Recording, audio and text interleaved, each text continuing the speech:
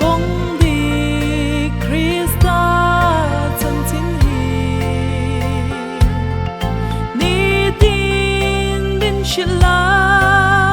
có bố có bên chiến lâu na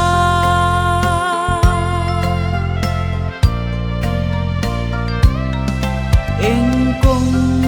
nghe cái gió mẹ khi cùng đi mình chưa thấy em lỡ bắn ít nè na kê hi à bê thế cái ní lo vem ní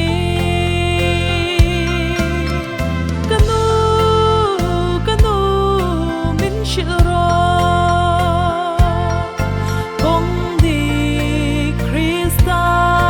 chân chính hi ni tin bin chila có bố có bên chiến lâu na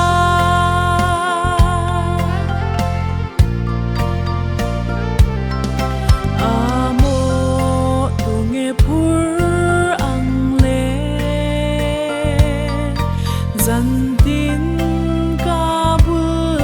azad cho lui gặp kia cuối chuyện tệ cả chun lệ doa nghe